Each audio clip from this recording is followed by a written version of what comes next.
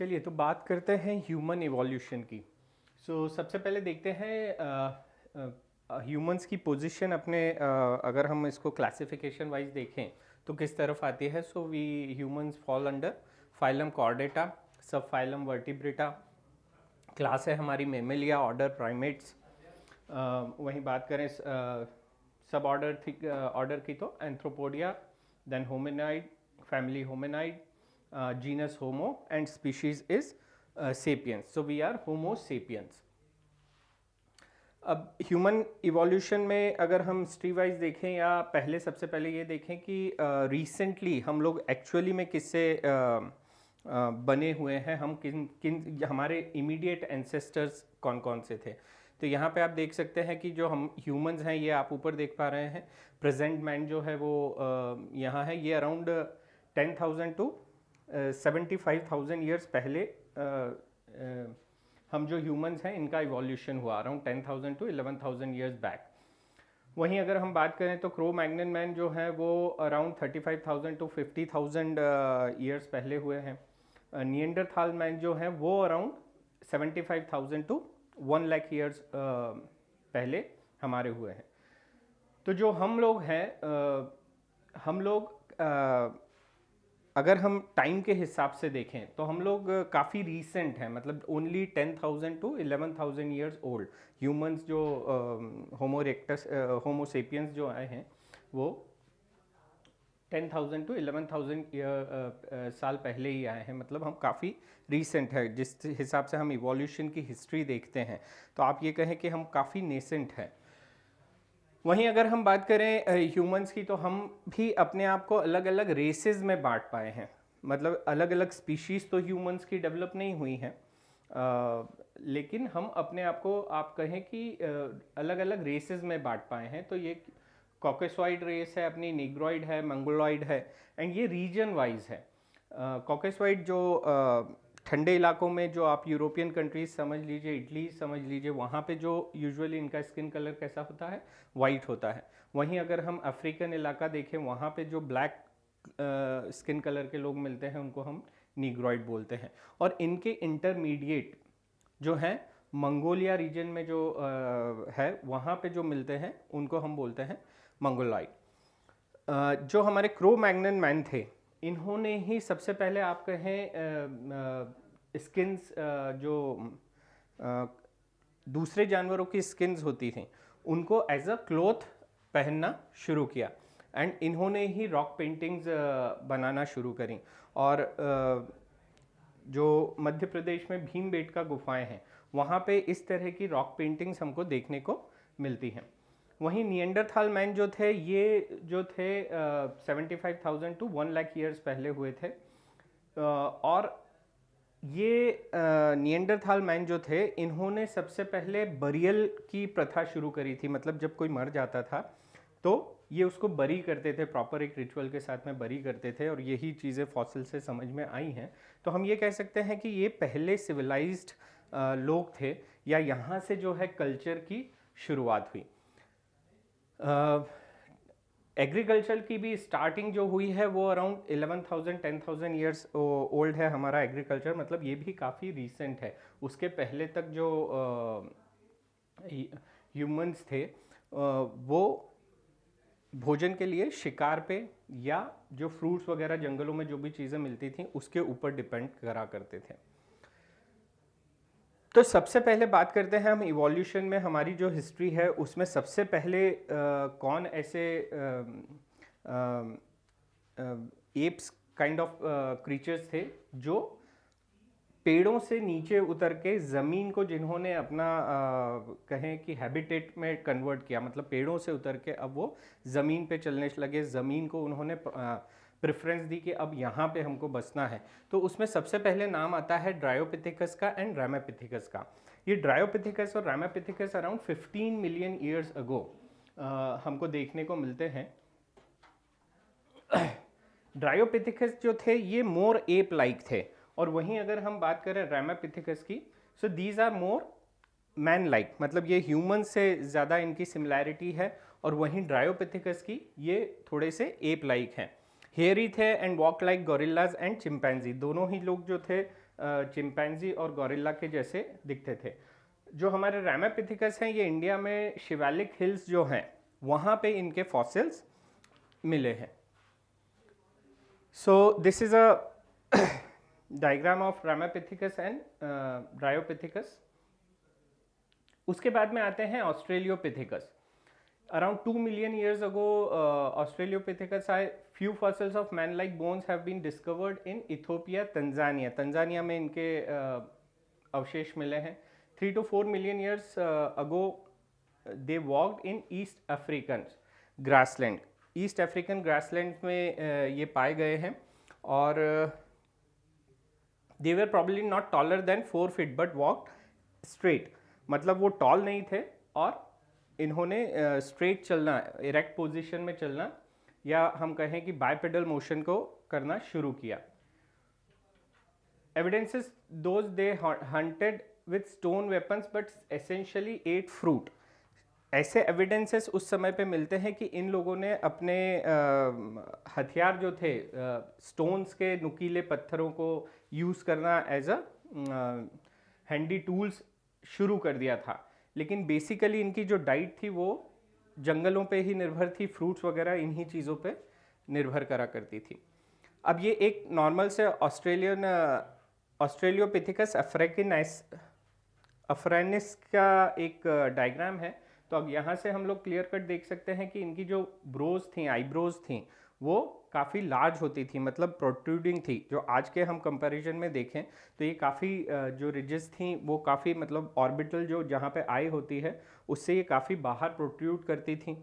जो नाक थी, नाक पीछे की तरफ होती थी और जो मुंह है वो बाहर की तरफ, जो चिन है वो बाहर की तरफ निकली रहती थी, मुंह जो है वो बाहर की तरफ निकला रहता था। फेस प्रोट्रूड्स फॉरवर्ड, जो हमारी चिन है, फेस है, जॉ है, वो बाहर की तरफ निकला रहता था। जो बुक्कल कैविटी थी वो भी लार्ज थी। लार्ज कैनाइन टीथ थे क्योंकि अभी भी ये लोग शिकार पे ज़्यादा निर्भर थे। वहीं अब बात करते हैं होमो हेबिलिस की। First human like being the hominoid, पहले ह्यूमन लाइक थे। Probably did not eat meat, और इन्होंने मीट जो था इनके भोजन का एक पार्ट नहीं हुआ करता था। क्रेनियल कैपेसिटी जो थी वो अराउंड 650 टू 800 सीसी थी, मतलब क्यूबिक कैपेसिटी जिसको बोलते हैं हम, ये 650 टू 800 सीसी थी। वहीं अगर हम बात करें ऑस्ट्रेलियोपिथिकस की, तो ऑस्ट्रेलियोपिथिकस की जो क्रेनियल कैपेसिटी थी वो अराउंड 400 टू 600 सीसी थी। उसके पहले के जो भी हुए हैं, जैसे हमने बात करी थी ड्रायोपिथिकस की एंड रैमापिथिकस की, तो रैमापिथिकस और ड्रायोपिथिकस की जो क्रेनियल कैपेसिटी थी वो 450 से भी कम, अराउंड 150 सीसी के करीब हुआ करती थी।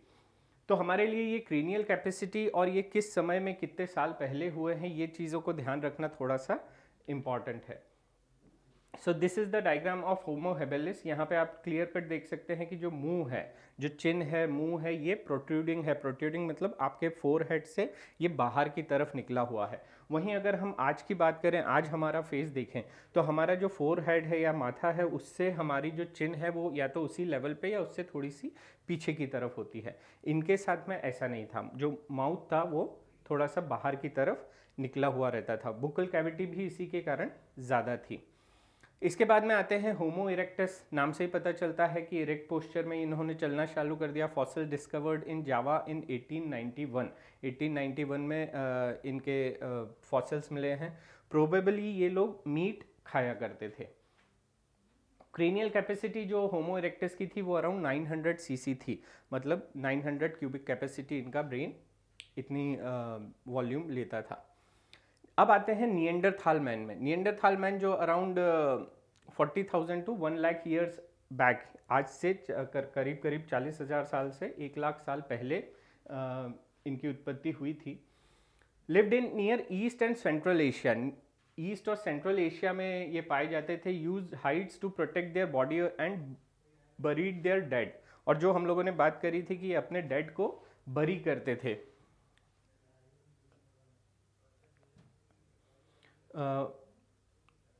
मतलब यहाँ पे जो है वो कल्चर की शुरुआत हो गई थी। क्योंकि ये अपने जो भी डेड साथ के जो भी लोग होते थे और अगर वो मर जाते थे तो उनको गाड़ने का काम करते थे। सो प्रॉपर यहाँ से कल्चर की शुरुआत हो गई अपने आप को एक्सट्रीम टेम्परेचर से बचाने के लिए। और एक कह लें कि यहाँ से उनको इतनी समझ आ गई थी कि उन्होंने अपने लिए अपने आप के अपने शरीर को छुपाने के लिए हाइड्स का इस्तेमाल करना शुरू कर दिया, मतलब एनिमल स्किन्स का इस्तेमाल करना शुरू कर दिया था। Cranial capacity around 14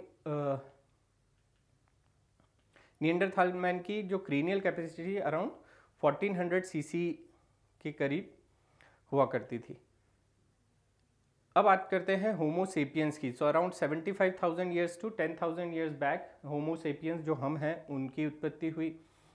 arrows in Africa and moved into distinct phases. तो अफ्रीका में पैदा हुए और यहाँ से अफ्रीका से ये अलग अलग स्थानों में फैलते चले गए। और वही जो हम लोगों ने बात करी कि अब अफ्रीका से जब ये दूसरी जगहों पे फैले तो अब जो चेंजेस आए हैं तो वो स्पीशीज़ में न चेंज होते हुए रीजन वाइज चेंजेस आ गए हैं, या क्लाइमेटिकल कंडीशन के कारण इतने लंबे समय में जो नेचर के हिसाब से आप कह लें कि जो कैरेक्टर्स फ़ायदेमंद थे उधर के एनवायरनमेंट के हिसाब से अडेप्ट करने के लिए, तो ये हम लोग जो हैं वो रेसेस में बढ़ गए हैं। जैसे कोकोसॉइड रेस बात करी हम लोगों ने, जो वाइट है, जो ठंडे इलाकों में यूरोपियन कंट्रीज़ इटली के इलाकों में पाए जाते हैं। वहीं मंगोलॉइड जो हैं वो एकदम ब्लैक कलर्ड स्किन से और वाइट के बीच में कहीं पाए जाते हैं। और वहीं जो हमारे नीग्रो हैं, अफ्रीकन या गर्म इलाके के लोग हैं, तो उनका स्किन कलर ज़्यादा काला होता है। तो इस तरीके से ये अलग अलग रेसेस में मिलते हैं। So this is the human homo sapiens male. और ये आप देख सकते हैं कि ऑस्ट्रेलियोपिथेकस एफरेनिस, फिर homo habilis, homo erectus, homo neanderthalensis and homo sapiens, इस तरीके से यहाँ पे इन सब की उत्पत्ति हुई। प्री हिस्टोरिक केव आर्ट जो अभी हम लोगों ने बात करी थी कि जो निएंडरथालिक मैन थे उन्होंने ये सारी चीज़ों को बनाया था। वन सच केव पेंटिंग्स जो बात करी हम लोगों ने कि रायसेन डिस्ट्रिक्ट मध्य प्रदेश में भीमबेटका गुफाएं हैं, वहाँ पे इस तरीके की पेंटिंग्स हमको देखने को मिलती हैं। एग्रीकल्चर भी जो 10,000 11,000 साल पहले ही आया एंड ह्यूमन सेटलमेंट स्टार्टेड। और जैसे ही एग्रीकल्चर आया उसके बाद से लोग एक ही जगह पे बसना शुरू हो गए। इन्हीं चीज़ों को थोड़ा चार्ट वाइज प्रॉपरली समझते हैं, समराइज करते हैं। रामापिथेकस प्लियोसीन पीरियड में हुए। Place of origin is discovered by G.E. Lewis, discovered from Shivalik hills of India. Cranial capacity जो थी, जो हम लोगों ने अभी बात करी, ये अराउंड थी 150 to 160 cc. Cubic capacity direct line towards human evolution. जो रामापिथेकस थे वो ह्यूमन इवोल्यूशन, मतलब उनसे ही ह्यूमंस का इवोल्यूशन हुआ है ये माना जाता है। वहीं जो ड्रायोपिथेकस थे उनसे हमने बात करी थी कि वो वहाँ से जो इवोल्यूशन हुआ है वो एप्स का हुआ है, मतलब वो मोर एप लाइक्स थे। और ये रामापिथेकस थे जो ये मोर ह्यूमन लाइक्स हैं। इसके बाद में ऑस्ट्रेलियोपिथेकस अर्ली प्लेस्टोसीन पीरियड में हुए हैं। Place of origin Raymond dart, ये डिस्कवर किया गया था इनका फॉसिल रायमंड डार्ट के द्वारा इन 1924 from Africa. This is quite important. Cranial capacity जो थी वो अराउंड 300 टू 500 सीसी थी। जो इन्हीं को, जो ऑस्ट्रेलियोपिथेकस है, इन्हीं को टाउंग बेबी भी बोला जाता है, बिकॉज डिस्कवर्ड बाय ये अफ्रीका में टाउंग वैली है, वहाँ पे इनके फॉसिल्स मिले थे, इसलिए इनको टाउंग बेबी शुरुआत में कहा गया। और फिर इनका नाम जो दिया गया वो दिया गया ऑस्ट्रेलियोपिथेकस अफ्रीकैनिस। वहीं जो लूसी हैं, ये एक और ऑस्ट्रेलियोपिथेकस का है एफ्रेंसिस। यहीं से, इन्हीं से माना जाता है कि जो ह्यूमंस हैं वो यहीं से आगे बढ़े हैं। Skeleton of female australopithecus excavated by Donald Johanson in name Lucy. तो ये जो ल्यूसी है यहीं से माना जाता है कि जो ह्यूमंस हैं यहीं से फिर आगे चल के सब जगह फैलते चले गए। इनका जो फॉसिल था वो अराउंड 1981 में मिला है। तो handyman early pleistocene period discovered by Leakey in 1960। Cranial capacity थी around 650 to 800 cc। First tool maker nut cracker, पहले इन्होंने सबसे पहले इन्होंने जो थे टूल्स बनाए और नट को क्रैक करना इन्होंने सीख लिया था। वहीं बात करें तो जावा एपमैन ये मिले थे हमको from Java, discovered by Eugene Dubois. इनकी क्रेनियल कैपेसिटी होती थी अराउंड 900 to 950 cc। और सबसे पहले इन्होंने ही फायर का यूज़ करना शुरू किया। कैनिबलिस हैबिट्स थी इनकी। पैकिंग मैन, ये जो पैकिंग मैन थे ये हमको मिले थे चाइना में। इनका फॉसिल जो थे वो चाइना में मिला था, WC पाए में। आई थिंक पैकिंग जो वैली है वहाँ का नाम है इसका, और वहीं से ये नाम पड़ा है Peking valley. Middle Pleistocene period में हुए हैं। क्रेनियल कैपेसिटी जो थी वो अराउंड 1100 cc थी। क्लियर एविडेंसेस हैं कि इन्होंने फायर यूज़ किया था and they are cannibalism habit थी इनकी।